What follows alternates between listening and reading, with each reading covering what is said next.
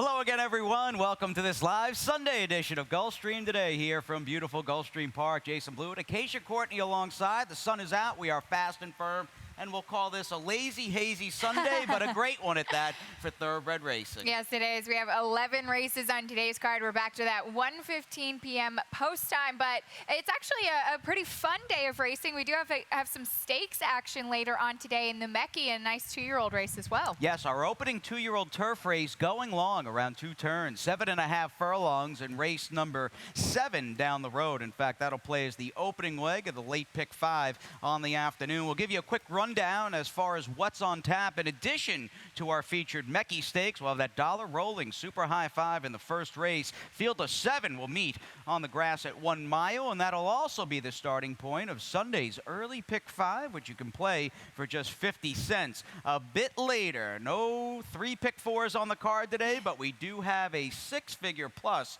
carryover in that Sunday Rainbow. Things are starting to get interesting now as we are past the $100,000 mark in that carryover. 114 plus.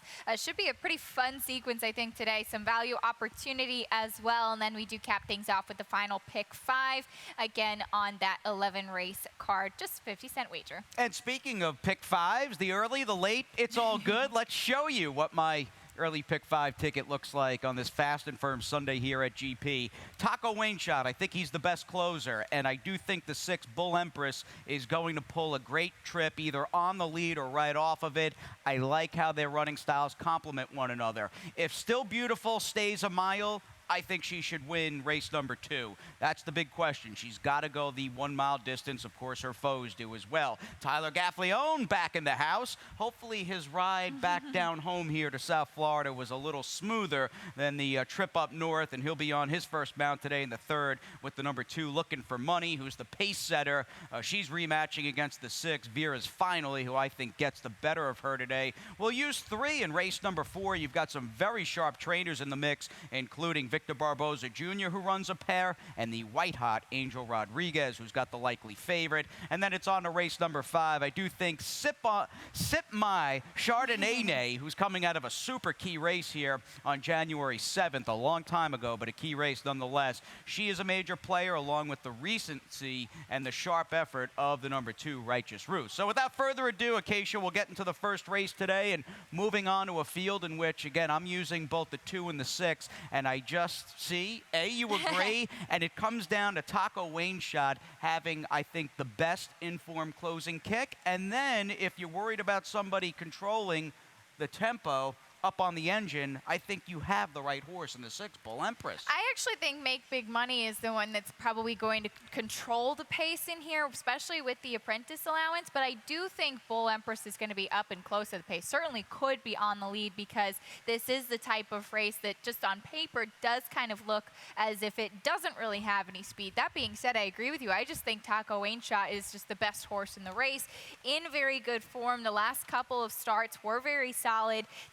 Took her a while to break her maiden, that's for sure, but Luca Panici, I think, handles her very well, and I remember just kept picking her, just trying to get her home, and she finally did. Yeah, it's amazing, some of these professional bridesmaid type maidens, once they finally win, even if they come back at a reduced claiming level, they tend to, I think for the most part, continue to run well, and clearly you're dealing with Taco's Wainshot, or Taco Wainshot, I should say, here in the first. A fun name, and we found out one of Steve Dwoskin's owners who owns a chain of Taco Bell restaurants. Pretty cool.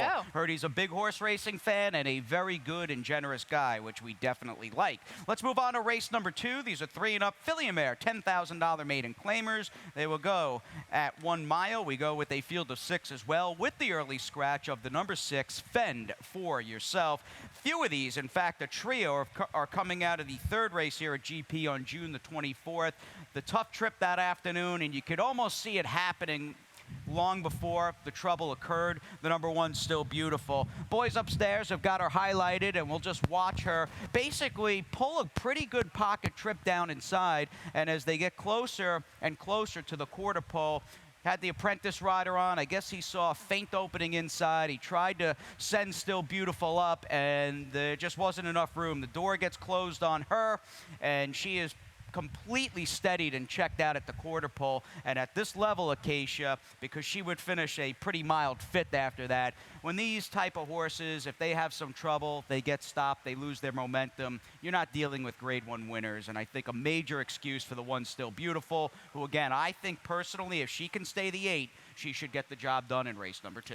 She could be, and it would be interesting to see if she had been sent outside earlier last time as opposed to trying to stay inside. By the time that they got her outside, it was just too late.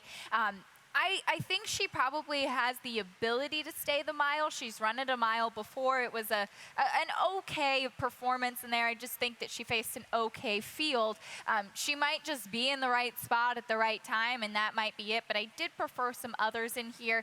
I landed on the number 7, Planet Rock, who certainly has her own fair share of questions. She actually started, it seemed, a while ago and had some breaks in her form. She is a 6-year-old mare, but she has speed from the outside and gets the apprentice up today. And I do actually think that Franklin Ceballos is a talented apprentice. Her race 2 starts back going the mile I actually thought was strong and in a for the level relatively stronger race. All right, fair enough. She's kind of been, at least in my opinion, a wise guy horse in her last couple. She's been bet, and she just hasn't lived up to the pre-race betting and expectations. Maybe today is the day as she looks to control the tempo early on out of the chute in race number 2. We are back on the turf for Sunday's 3rd, and this is kind of a neat little trend on today's program. We go turf, dirt, all day long through all 11 races, which is kind of neat. And we'll have a field of 5 in this $10,000 3-and-up filly mare claiming race. A couple of scratches in here, including the MTO on the outside.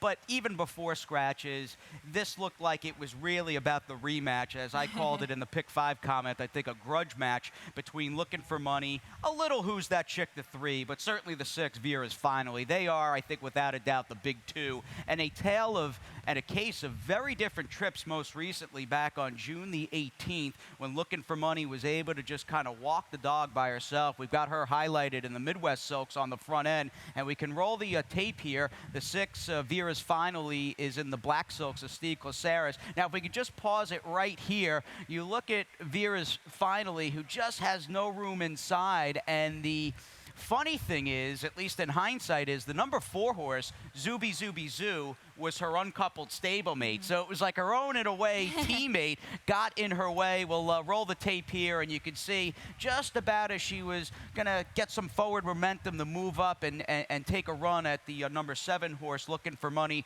The door closed on Vera's Finally, and despite that, I was very encouraged that she was able then to angle outside 3 wide. She was able to get outside from behind those 2 in front of her, and she rebid, and I thought finished pretty stubbornly in this one to lose narrowly by just 3/4 of a length. I'm assuming with you picking the 2 Looking for Money, who's Tyler's first mount on this card, by the way, you're just hoping she's on the point and never looks back? I do hope that she wires the field in here. I actually thought that she didn't really have it too easy on the front end because she was broke from the outside and had to cross over, and she broke sharply and actually took Jorge Ruiz a while to get her over towards the rail, and then once she did, she was very comfortable. She was then pressed by Fearless Princess after that. She's also first off the claim for Tammy Levy, and this is an interesting stat, so I wouldn't leave either of the horses off if you're playing those multis, but first off the claim on the turf. Nice. She's 3 for 8 with a great ROI of more than $3, but they either win or they're off the board, so it's kind of feast or famine with this, but I do like the presence of Tyler Gaffleone. I think they've teamed up together for some really nice wins, so that's where I did land. And let's give you a little rundown of Looking for Money as well. There is a lot to like in this camp.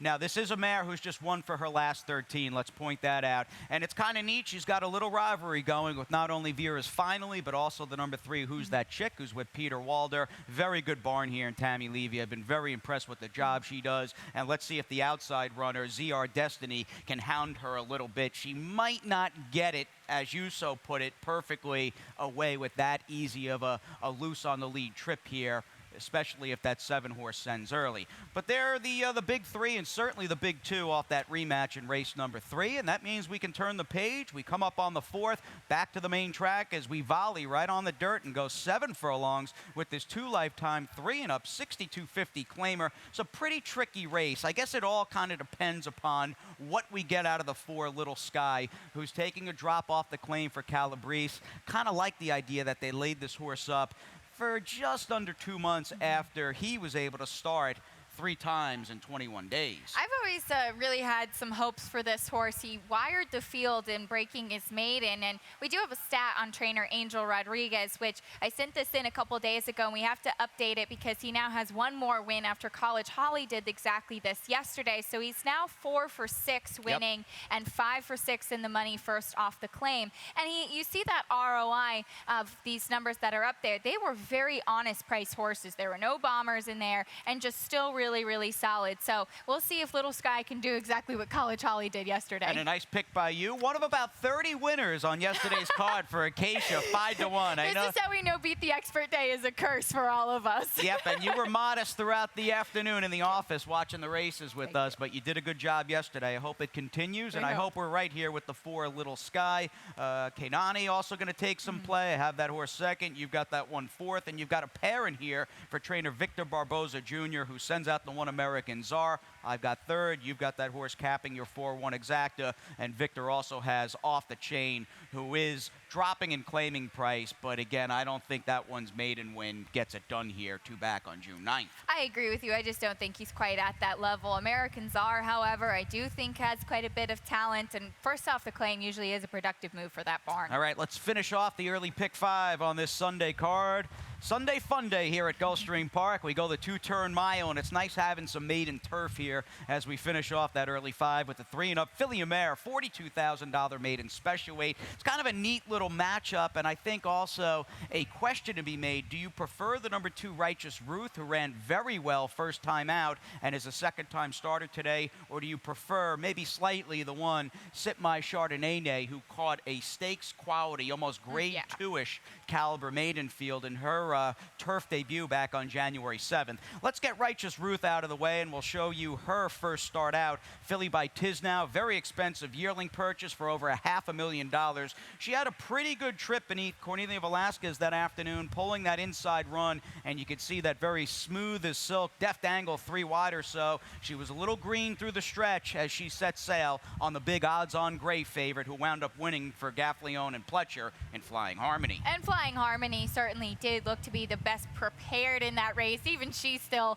a little bit green in the stretch too, but I thought it was a very nice performance from Righteous Ruth. I loved the presentation that she made before the race as well. She has beautiful breeding too. She's by Tisnow out of a multiple graded stakes winning mare who won 11 times on the grass and more than $1.2 million. So the pedigree certainly is there, and you do like to see that this is the call Tyler gets. Indeed, Tyler getting the call for Jonathan Thomas, a former longtime assistant up north, up on the East Coast, in fact, the Northeast, for trainer Todd Pletcher. Jonathan clearly knows his way around a racehorse, and I think he's got a good one in the making, as do you, in Righteous Ruth. But she may have a real rival. Yes, she's got some recency on the 1 Sip My Chardonnay, but as far as catching firepower, she caught it here. We don't call the run at Gulfstream Park from December through the Florida Derby the championship meet for nothing. And back on January 7th, in fact, we'll give you a rundown with the Bluets Bullets on this Filly by Bodemeister. It's pretty incredible looking as she comes back off about a 6-month layoff. Monster maiden turf field last time out, and she'll have to outclose and outkick and outfinish Righteous Ruth, who ran just on June 11th. But as far, you can take us through. It's amazing looking at the names in her turf race here, her first grass race on January 7th. It really is, and I actually remember this race because Tepurge was one of these horses coming out of a key race, a key maiden special in Kentucky, actually, that also produced the Jimmy Toner trained Bellevue, who was the stakes winner here at Gulfstream as well. And that was just one of those horses. It seemed like everybody out of there was winning, so it was a really tough race. You had the 2nd and 3rd place finishers come back to win as well. So that's the good thing for this one. That's the only turf race that she's encountered so far. So I did take the wait and see with her here. She took a ton of money in her debut. I think a big part of that was that she was a Ralph Nix first-time starter, and she had a fun name for It's All About the Girl stable. But I did take a wait and see. Wouldn't be surprised to see her. Wow, you left her out of the top 4. Yeah.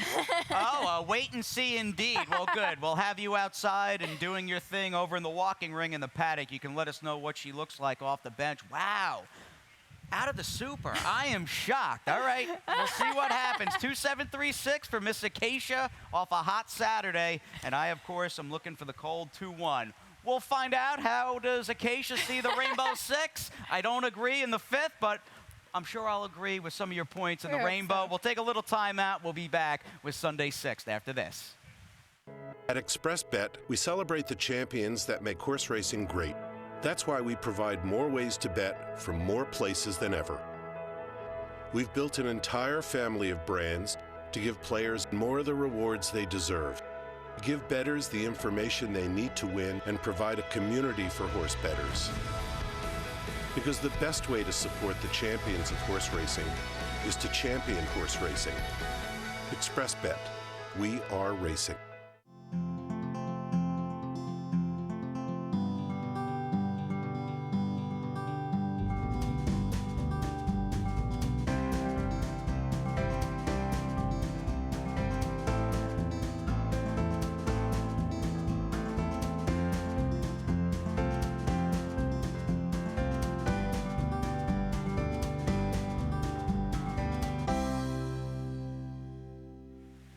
Halfway home on this Sunday edition from our paddock studios of Gulfstream today. It is Jason and Acacia in the Florida sun here on Hallandale Beach. Nice card on hand today, some maiden turf, the Mechie coming up, and of course that Rainbow 6 carryover hit 6 figures plus yesterday. What are we doing? What are we doing today? It did. All right. I stepped it up a little today because we have that nice carryover. So 57.60 for me. I got my single home yesterday, but still was 5 out of 6. So we'll see if I can do it today. But I'm going to start off by spreading in this 2-year-old maiden claiming race. Sometimes with these, you just never know what's going to happen. So I'll use one with experience and also a couple of firsters in here. Just using 2 horses in our first 2-turn turf race for the 2-year-olds in that maiden special weight in the 7th.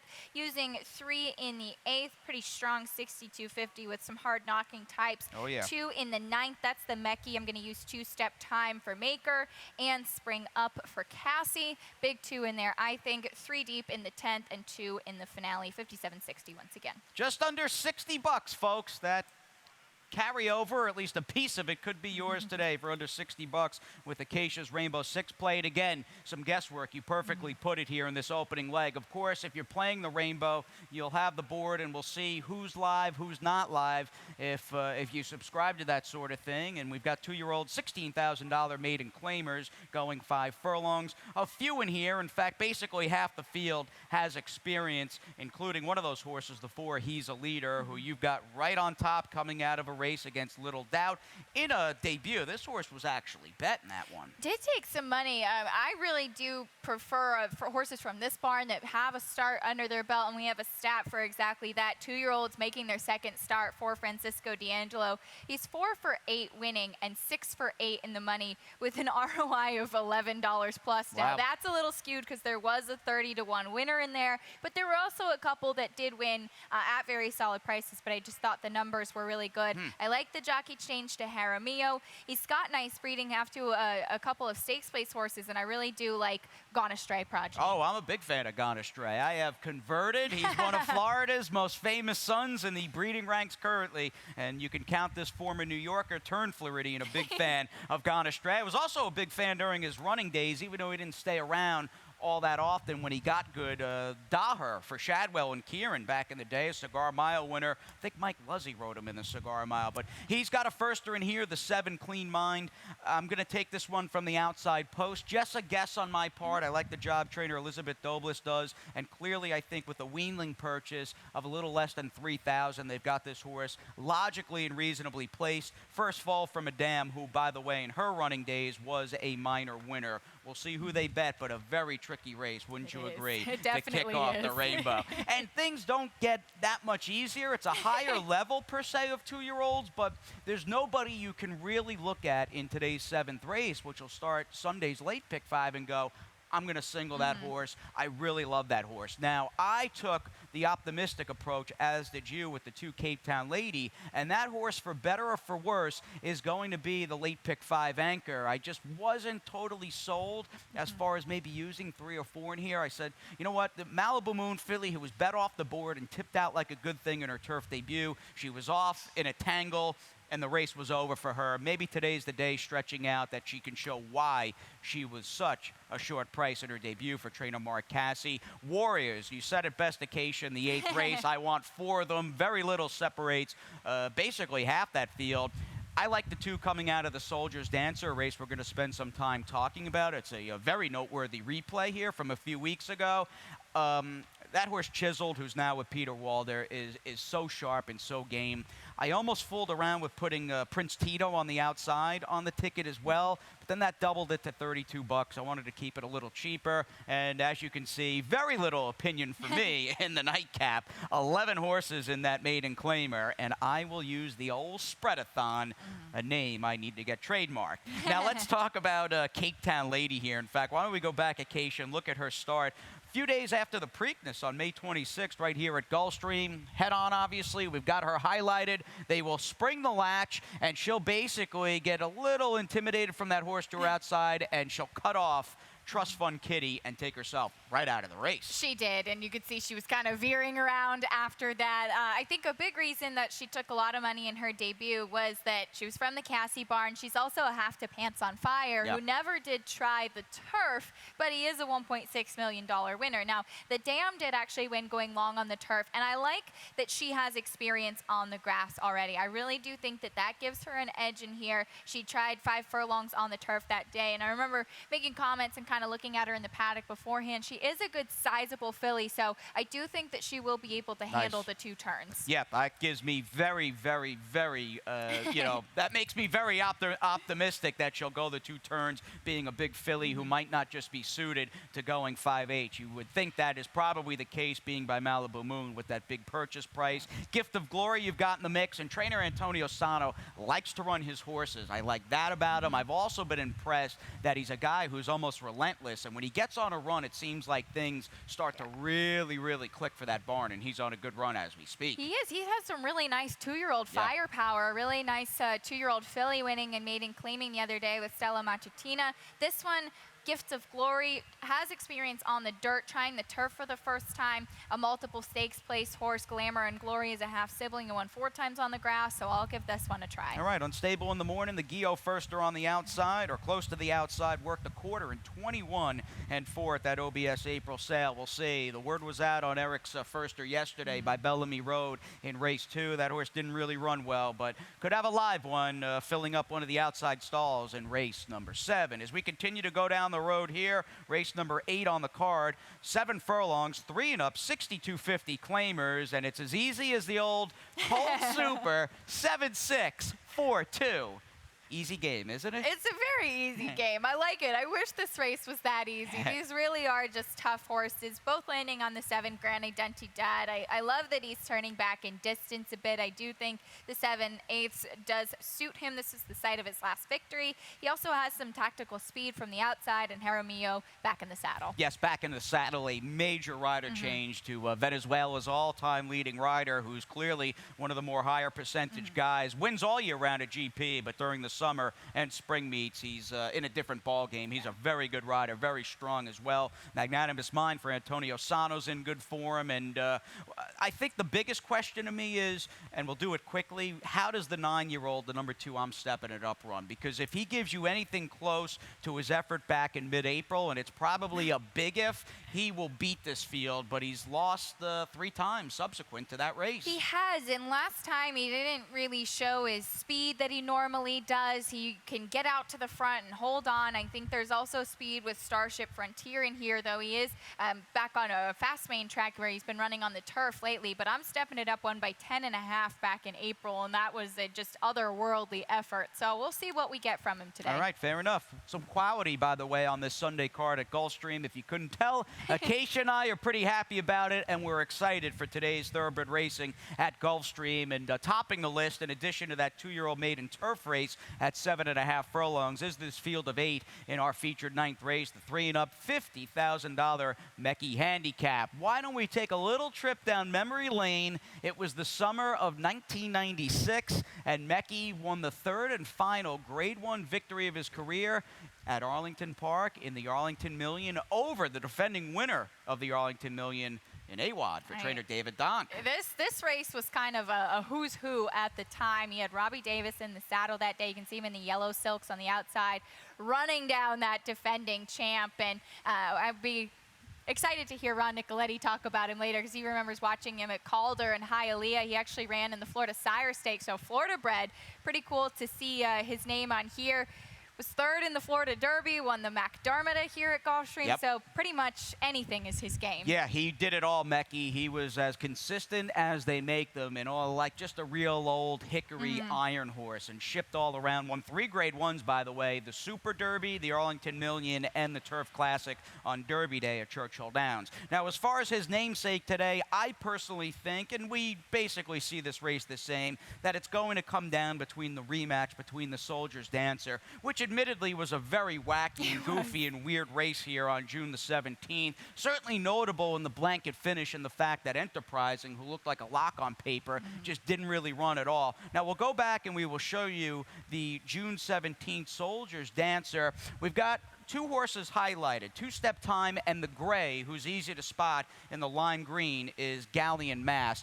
Different sorts of closing kicks here on display as we roll the tape, and thank you to the boys again for highlighting both those horses, whereas Galleon Mass, the gray, blows right by Two Step Time there and really gives you some serious acceleration turning for home. If we can just pause it there, you watch the separation between these 2 horses. They were basically noses apart, but as they turn for home, it's Two Step Time who's already gotten the jump on more of the grinding type of stretch kick or Galleon Mass rather, has already gotten the jump on Two Step Time, and I'm curious to see who you think and why will run better today at this 9 furlong distance at the Mecky. Well, this is a fascinating race, and I totally agree with you, and we're actually going to see probably the worst part of the race right here in that poor Galleon Mass. Yeah, let's pause it. Good call. Yeah, well, Galleon Mass is putting in his run. Here's Galleon Mass, of course. You've got Two Step Time in the white blinkers, who, again, it kind of took him a while to get his feet beneath him, and here is the future disqualification, in my point exactly, despite the rider going righty on him. He drifts out and basically interferes. So very good call, and why don't you take us through down to the wire? Well, this is poor Galleon Mass had really, I think, the worst of it. He just got totally jostled around there, and if you see from the head on as well, you can see that he got bumped around. Two Step Time had to steady slightly as horses were drifting out into him, but there are a couple of pluses and minuses I think you can take away from both of these horses in that race. Galleon Mass, he's just ultra consistent. Yep. He always really shows up for every dance, and he did really have the worst of it in that race. Now, Two Step Time, I thought he was closing with excellent momentum. It's been a long time since he won a race, so that's the negative of him. But I remember seeing him last time, and even his duel with Keep the Dream Alive 2 starts back with poor Keep the Dream Alive had a brutal trip as well in that race. Yeah, he did. But Two Step Time is just an absolutely gorgeous animal put together, and I think he was kind of overshadowed by his stablemate Enterprising last time. Definitely. And definitely looks like he's in the right spot today. I think he stepped up his game, even though he was a horse who, at least even with his turf figs, was giving you some efforts in the low 90s. I would argue his last 2 here at Gulfstream for Maker have been better than ever, and just a case of this horse really being as good as he's ever been and in a nice groove. And you bring up some good points with Galleon Mass, who just goes out there, runs hard, win or lose, and hits pretty hard. Does. Now, a great training job most recently from Mark Cassie with the 9 Spring Up. This is a horse who was coming back in a very salty spot against a field of 5, but it was a excellent quality-filled field of 5, and he ran well June 22nd. He really did. He got the win. It was by a slim margin. There's a jockey change. Miguel Vasquez will be in the saddle, but I think this one can get some nice stalking position, hopefully getting a good spot on the outside, and just second off the layoff, we'll see if he can improve. 2-time winner at the distance as well. All right, 9 down, 2 to go here. Late double begins with our final dirt race on the card, and we go from quality right into quality here. Solid field in this optional claimer, other than 3-year-olds and up. And again, much like a couple of the races earlier today, the 3rd with Vera's finally in the gang, and who's that chick? I'm most concerned, as are you, with the 2 rematchers on the outside, and the 7 Chiseled and the 8 Prince Tito, who were part of a blanket finish. This was a really great race late in the card on June 23rd. We have got both of them highlighted. Chiseled is in front of Prince Tito, who's more of a one-run closing grinding type, as we roll the tape here off the far turn. And Chiseled, who basically was up close in that first flight, I don't think he ever had a breather whatsoever. No, he really didn't, and he was just right there as they got to that tight photo finish. Prince Tito wide that day and closing very strongly. That was his first start against winners, and it's kind of an interesting between the two of them. Prince Tito, just a 3-year-old, finally got that maiden win 2 back, whereas Chiseled, a 6-year-old gelding, an 11-time winner, just about as hard-knocking as you can possibly be, and he's always really fun to root for. I think the key with this race is that you had the main pace setter scratch out in Magnifier, and Chiseled can sit a little bit closer to the pace, while Prince Tito really looks to be a one-run grinding closer type. Yeah, perhaps first run. In fact, indeed, you would think Chisel with Tyler gets first run, maybe tracking the inside. Dizzy Gillespie and the number 2 Tough Customer, who maybe look a touch faster early on, but I think Chiseled, best horse in the race. Might be narrow, but you clearly agree. And we'll wrap it up. Called this one a spreadathon in the last leg of the late pick 5 today as we finish off the week at Gulfstream, and I feel that way. It's a 3-and-up 12-5 maiden claimer on the turf at 7.5 furlongs. Although we have a couple of horses in agreement, we've also got half of our super in disagreement. I will take the number 10, El Huracan, who ran well last time out, and of course, if you're regarded and you're sized up by the company that you're keeping, well, he got a little flattery yesterday with your long shot of the day, Hopetown, coming right back against winners and getting the money. He did, so turning out to be a little bit of a key race. I like him as well. Nicky Figueroa up again. I landed on Gasparilla Trove. The Dam's only start was on the turf. He was actually meant for the turf in his debut where he ran well off of the grass, but we'll see how he does taking to the green today. All right, sounds good, and I am curious what you'll have to say about Sarah Stroh on the rails by Awesome Again at a Honey Rider. Big time pedigree, yet in for the 12-5 first time out for Fernando Abreu. So that'll do it. 11 up, 11 down on this Sunday card. Glad you're with us again, and stay tied on because track announcer Pete Aiello will be upcoming next, or is coming up next, excuse me. Very excited today. First set of scratches and changes coming your way.